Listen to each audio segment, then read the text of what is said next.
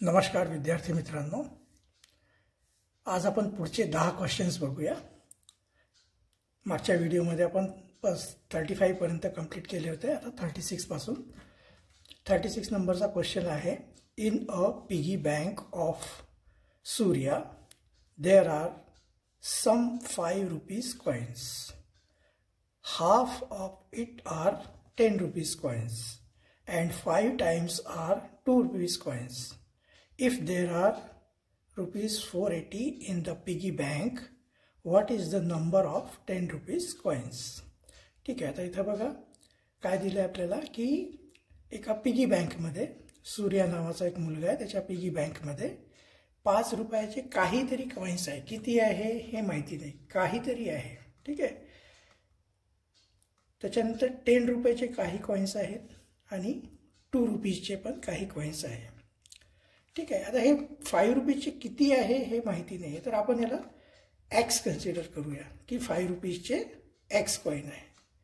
मग त्याच्यानंतर त्यांनी काय म्हटलं आहे, जर 5 रुपीजचे एक्स कॉइन असतील तर half of it are 10 rupees coin, म्हणजे एक्सचे हाफ म्हणजे एक्स अपॉन 2 किती आहे, 10 रुपीजचे कॉइन आहे। आणि and 5 times are 2 rupees coins, म्हणजे हे 2 रुपीजचे कॉइन किती आहे, याच्यापेक्षा 5 टाइम्स म्हणजे 5x। ठीक आहे, तर आता बघा 5चे जर एक्स कॉइन असेल तर त्याची टोटल किंमत किती झाली है ना, 5 इंटू एक्स, त्याची किंमत टोटल किती होणार 5x। समजलं का? जसं आता 5 आपण समजून घ्यायचं की आपल्याकडे पिगी बँक आहे, त्याच्यामध्ये 5 रुपयाचे 4 कॉइन आहे, तर त्याची टोटल व्हॅल्यू किती होणार 5 आणि 4, 5 इंटू 4 म्हणजे 20 रुपये है ना। तसंच इथं 5 रुपयाचे एक्स कॉइन आहे तर त्याची किंमत किती होणार 5x। असंच इथं 10 रुपीजचे एक्स अपॉन 2 कॉइन्स आहे तर त्याची किंमत किती होणार 10x अपॉन 2। ठीक आहे, आणि इथं 2 रुपीजचे 5 कॉइन्स आहे तर याची किंमत किती होणार 10x। ठीक आहे, आता इथं बघा हे 2 आणि हे 10 डिवाइड होऊन जाते, 5x होतात ते। ठीक आहे, तर हे किती झाले 5x, हे पण 5x आणि हे 10x। आता आपल्याला काय म्हटलं आहे बघा याच्यामध्ये की हे सगळे कॉइन्स मिळून, हे जेवढे कॉइन्स आहे ना हे सगळे मिळून याची किंमत किती आहे, if there are rupees 480 in the piggy bank, हे सगळे जर आपण टोटल केले ना तर हे किती होणार आहे रुपीज 480 होणार आहे। ठीक आहे, तर आपण याला सॉल्व करूया पुढे। तर बघा 5x प्लस है ना, 5चे किती कॉइन आहे 5x आहे, 10च्या कॉइनची किंमत आहे 5xच येणार आहे, तर पण 5x 5x plus 5x plus 10x is equal to हे सगळे किती आहे 480। ठीक आहे, मग आता हे टोटल किती झाले बघा 5 plus 5 10 plus 10 20x is equal to किती झालं 480। ठीक आहे, मग एक्सची व्हॅल्यू किती येणार, हे 20 इथं खाली चाललं जाणार, 480 डिवायडेड बाय 20। ठीक आहे, म्हणजे एक्सची व्हॅल्यू किती आली, हे 0 1 0 कॅन्सल इज इक्वल टू 24। ठीक आहे, जर एक्सची व्हॅल्यू 24 आली है ना, इथं 5चे किती कॉइन आहे आपले एक्स, 10चे किती आहे एक्स अपॉन 2 आणि 2चे किती आहे 5x।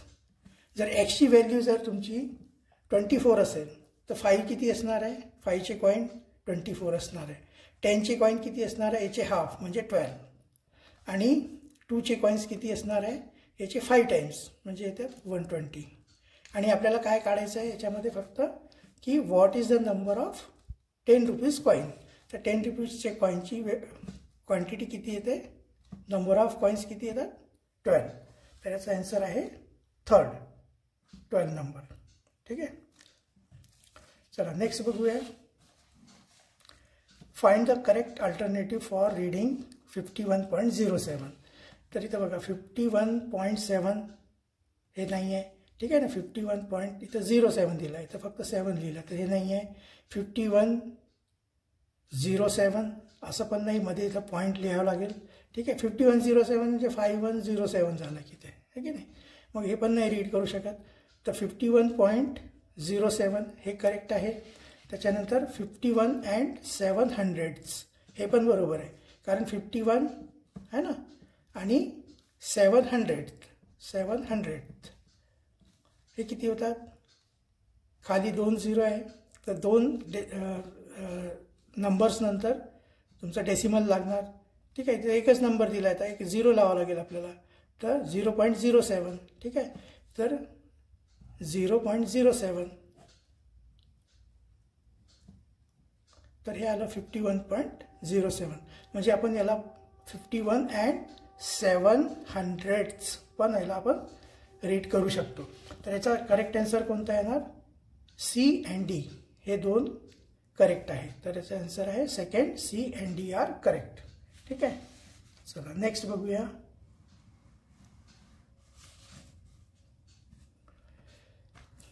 Five books can be bought on selling 4 books for ₹200.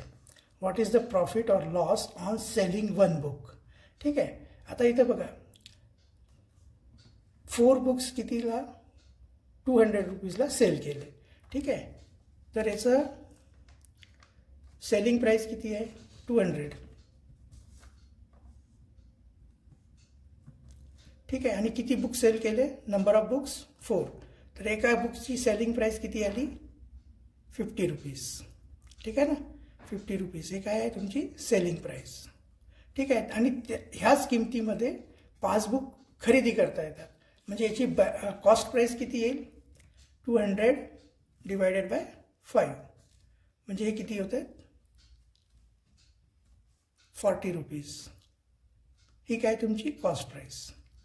ठीक आहे, आता तुम्हाला माहिती आहे जर कॉस्ट प्राइस सेल प्राइस जास्त असेल आणि कॉस्ट प्राइस कमी असेल तर प्रॉफिट होतो. ठीक आहे, तर इथं काय होणार आहे, त्याला प्रॉफिटच होणार आहे. तर प्रॉफिट किती होणार आहे, profit is equal to 50 minus 40 म्हणजे किती झाले ₹10. तर किती प्रॉफिट होणार आहे, ₹10चं प्रॉफिट होणार आहे. त्याच्यातलं आन्सर कुठलं येत आहे, 4th प्रॉफिट ₹10. ठीक आहे, चला नेक्स्ट बघूया. Which of the following is a wrong statement. याच्यातलं रॉंग स्टेटमेंट कुठलं आहे आपल्याला बघायचं आहे. तर पहिलं स्टेटमेंट काय आहे, the adjacent sides of a square are of equal length. बरोबर आहे. ॲडजसेंट साइड म्हणजे काय होतं, समजा एक हे स्क्वेअर आहे.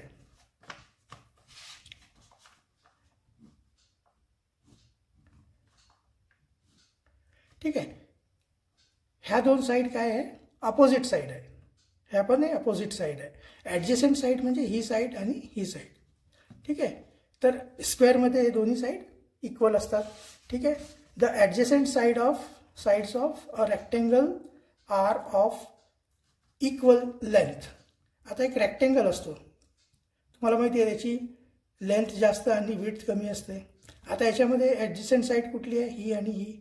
हे दोन्ही साईड एका लेंथच्या दिसत आहे का तुम्हाला, नाही आहे. तर मग हे जे आहे सेकंड नंबरचे स्टेटमेंट हे रॉंग आहे.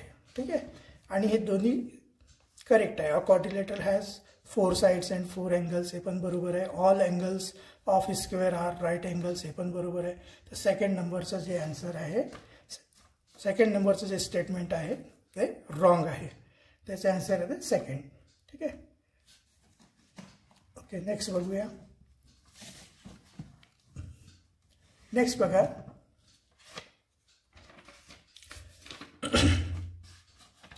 7/10 minus 1/2 plus 2/5 is equal to box upon 15.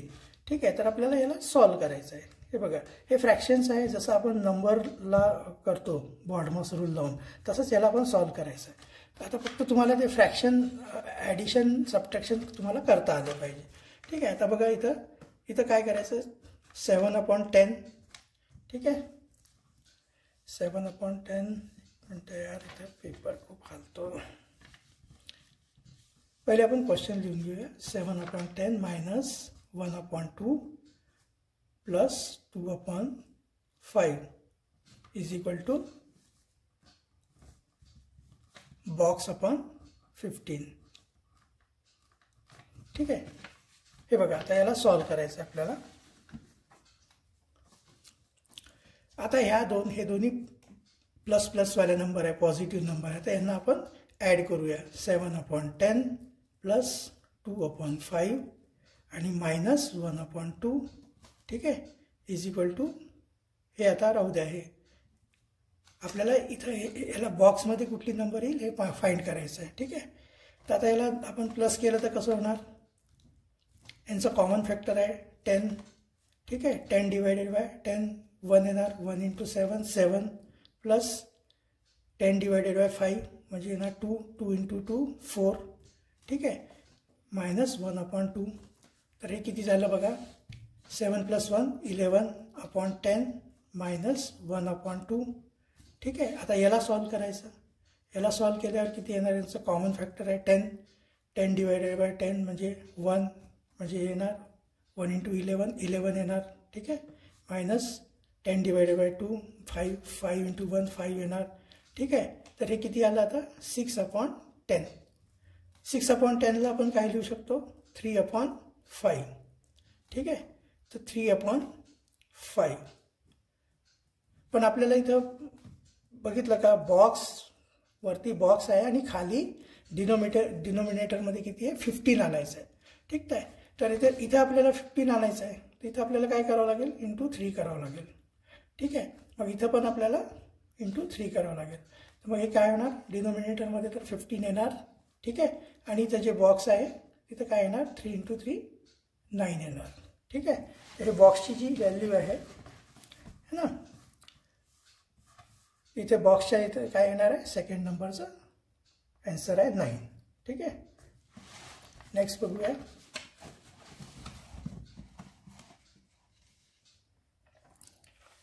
If the amount on a certain principal for 3 years at 10% per annum is rupees 16,250, what will be the interest on the same principal at the same rate of interest for 2 years? आता इथं बघा इथं आहे ना मी practice करून जेव्हा बघितलं तर याच्यामध्ये ह्या क्वेश्चनमध्ये काहीतरी मिसप्रिंट झालेलं आहे. कारण मी ते इथं बघा इथं आपल्याला काय काढायचं आहे इथं प्रिन्सिपल काढायचं आहे.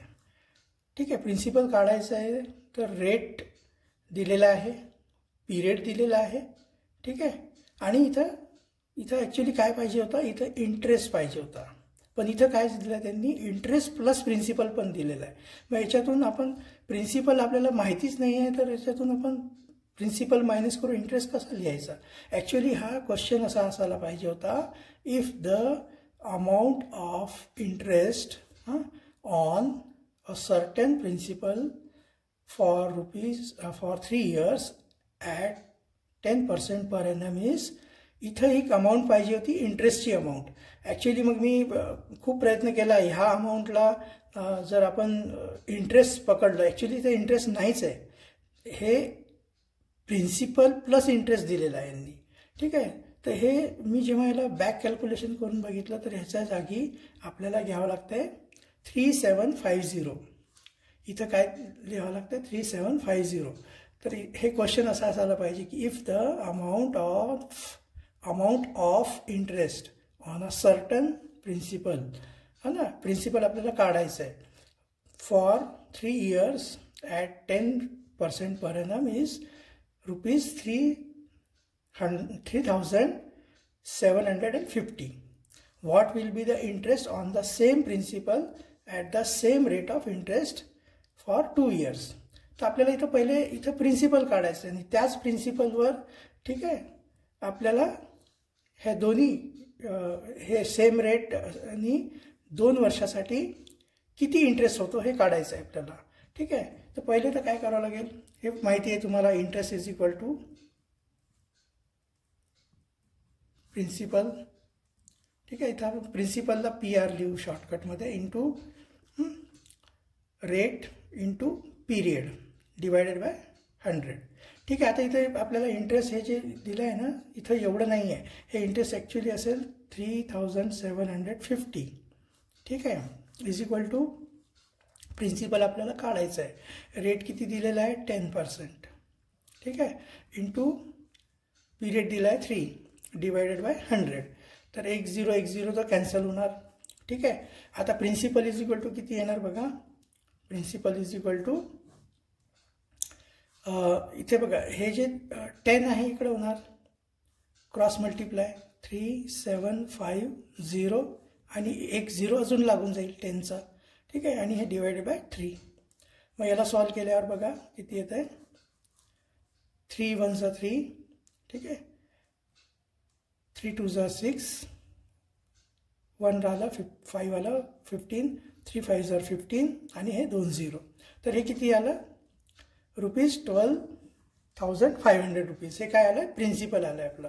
आता आपल्याला काय करायचं आहे, तर what will be the interest on the same principal. Same principal म्हणजे ह्या प्रिन्सिपलवर, या प्रिन्सिपलवर सेम रेटनी 2 वर्षासाठी इंटरेस्ट किती होणार. तर इथं बघा आता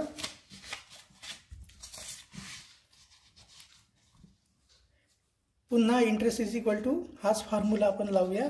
ठीक आहे, इंटरेस्ट काढायचा आहे आपल्याला. तर interest is equal to principal काय करायचं आहे आपल्याला, कुठलं प्रिन्सिपल घ्यायचं आहे, हे 12,500.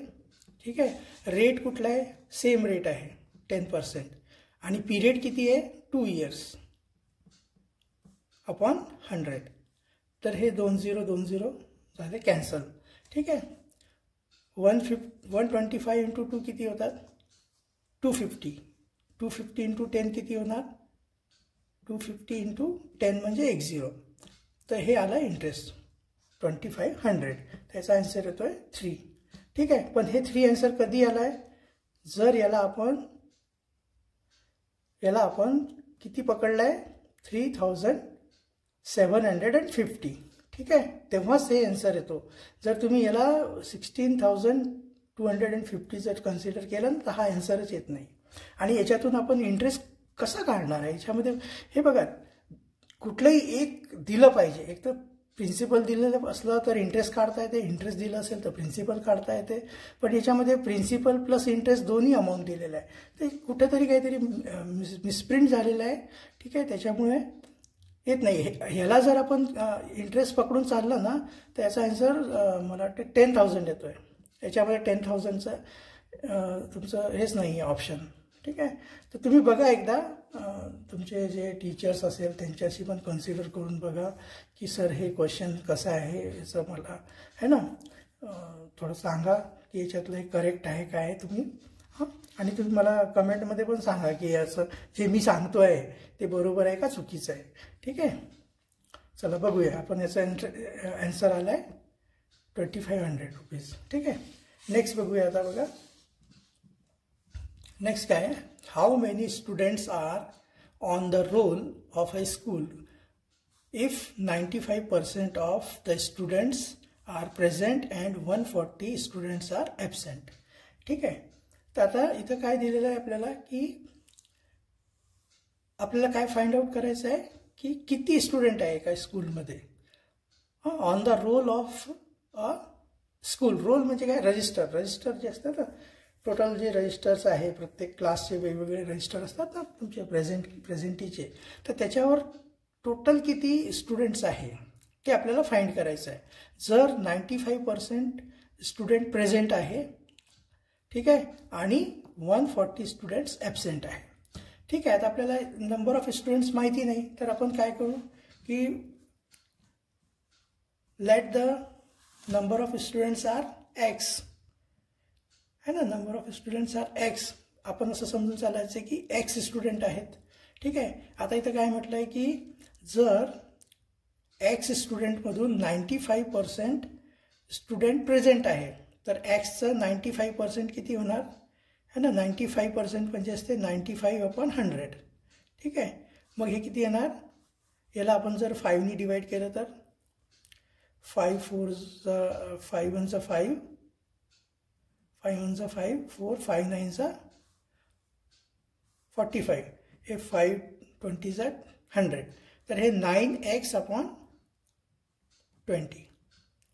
ठीक आहे, एक्सचे 95% म्हणजे 19x सॉरी 19x/20. ठीक आहे. आता याच्यामध्ये काय म्हटलं आहे की हे बघा, आता टोटल स्टुडंट आहे एक्स आणि त्याच्यातले एवढे स्टुडंट काय प्रेझेंट आहे. तर याच्यातून एवढे प्रेझेंट आहे, तर या टोटल स्टुडंटमधून प्रेझेंट स्टुडंट मायनस केलं तर आपल्याला काय मिळतं, ॲबसेंट स्टुडंट. ठीक आहे. तर आपल्याला इथं काय क्वेश्चनमध्ये काय दिलं आहे की टोटल स्टुडंट जे आहे त्याच्यातून 95% स्टुडंट प्रेझेंट आहे.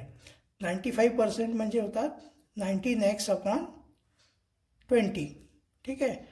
तर टोटल ॲबसेंट स्टुडंट किती म्हटले त्यांनी, 140. ठीक आहे. टोटल स्टुडंटमधून 95% स्टुडंट प्रेझेंट आहे. ठीक आहे. तर आपण त्याच्यातून 95% जे प्रेझेंट आहे ते याच्यातून जर टोटलमधून मायनस केले तर ॲबसेंट जे स्टुडंट असेल त्याची नंबर निघून जाईल आपल्याला. तर अशा पद्धतीने याला आता आपल्याला पुढं सॉल्व करावं लागेल. ठीक आहे. तर याला आता सॉल्व केलं तर काय होणार बघा, याचं 20 येणार आहे. ठीक आहे. कॉमन फॅक्टर आणि हे येणार आहे 20ला 1नी डिवाईड करायचं इंटू एक्स करायचं, तर 20x होणार, मायनस 20ला 20नी डिवाईड केलं तर 1 होणार, तर हे 19x येणार इज इक्वल टू 140. ठीक आहे. आता 20 मायनस 19x किती होणार, एक्सच होणार है ना. तर x/20 इज इक्वल टू किती आलं आहे, 140. म्हणजे x म्हणजे किती येईल, आता हे 20कडे चाललं जाईल, 14 2 28 आणि हे 2 0. तर एक्सची व्हॅल्यू किती आली, 2800. म्हणजे टोटल नंबर ऑफ स्टुडंट्स किती आहेत, 2800. त्याचा आन्सर येतोय 4. ठीक आहे. नेक्स्ट बघा, Hambirrao purchased a cow for ₹52,000 and its transport expenses were ₹2,500. After a few days, he sold the cow for ₹48,000. Then in this transaction, he incurred a loss of. ठीक आहे ना. त्यांनी काय केलं, एक 52,000ला एक त्यांनी गाय घेतली. ठीक आहे. त्याच्यानंतर त्याच्यावर ट्रान्सपोर्ट म्हणजे आपण जिथनं घेऊन घरापर्यंत घेऊन गेला तो गाईला, तर त्याला किती खर्च आला, ₹2,500. म्हणजे त्याला टोटल कॉस्ट किती झाली गायची, दोघांचा टोटल करूया, ₹54,500 याची कॉस्ट प्राईस झाली आहे. ठीक आहे. आणि त्याची सेल प्राईस किती दिलेली आहे, 48,000. तर आता आपल्याला बघा, सेल प्राईस जर तुमचं कमी असेल, ठीक आहे, सेल प्राईस कमी असेल आणि कॉस्ट प्राईस जास्त असेल तर आपल्याला नेहमी लॉस होत असतो. तर लॉस किती झाला आहे बघा, है ना. सेल प्राईस, कॉस्ट प्राईस किती आहे, 54,500 आणि सेल प्राईस किती आहे, 48,000. ठीक आहे. तर आपल्याला याच्यातून याला मायनस करायचं आहे. तर इथेच करूया आपण, हां इथेच करून टाकूया.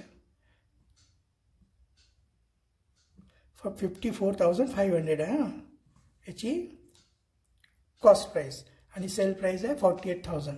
तर 48,000 याच्यातून मायनस करून बघूया किती येते बघा. 14मधून 8 मायनस करावं लागेल, किती येतात 6 आणि हे 4 होऊन जाणार, तर 6,500. त्याचा आन्सर येतो 3rd. ₹6,500 त्याला लॉस झालेला आहे. ठीक आहे. आता बघा next, it was Monday on Maharashtra day. Which day will be on the last day of coming October. ठीक आहे. आता 1 मेला कुठला डे आहे, मंडे. ठीक आहे. 1 मेला जर मंडे असेल तर 1 जूनला कुठला डे येईल तुम्हाला माहिती आहे. 1 मेला जर मंडे असेल तर 1 जूनला कुठला डे येतो. तर हे कसं काढतात माहिती आहे का, जे जसं आता मे किती दिवसाचा असतो, 31 डेजचा असतो. ठीक आहे. याच्यात जर आपण 7नी डिवाइड केलं तर 7 4 जार 28, ठीक आहे. रिमाइंडर किती येतात 3, ठीक आहे. तर हे जे 1 मेला जर मंडे असेल तर 1 जूनला 3 दिवस पुढचा दिवस येणार. म्हणजे मंडे नंतर काय येतो, मंडे नंतर ट्यूजडे, वेनसडे, थर्सडे. तर 1 जूनला काय येणार, मंडे नंतर ट्यूजडे, वेनसडे, थर्सडे. तर मंडे 1 जूनला असणार आहे थर्सडे. सेम आता 1 जुलैला, जून किती दिवसाचा असतो, 30 दिवसाचा असतो. जर 30 दिवसाला आपण 7नी डिवाइड केलं तर रिमाइंडर 2 येतोय. तर हे 2 दिवस पुढे जाणार. आता 1 जुलैला जे डे आहे तो 2 दिवस पुढे जाणार. थर्सडेचा होणार फ्रायडे, सॅटरडे, इथे येणार सॅटरडे, ठीक आहे. त्याच्यानंतर 1 ऑगस्टला काय येणार, आता 1 ऑगस्टला जुलै 31 डेचा आहे तर 3 दिवस पुढं. तर सॅटरडे नंतर संडे, मंडे, ट्यूजडे, इथे येणार आहे ट्यूजडे. त्यानंतर 1 सप्टेंबरला काय होणार, परत 3 दिवस पुढे जाणार. ट्यूजडे नंतर वेनसडे, थर्सडे, फ्रायडे.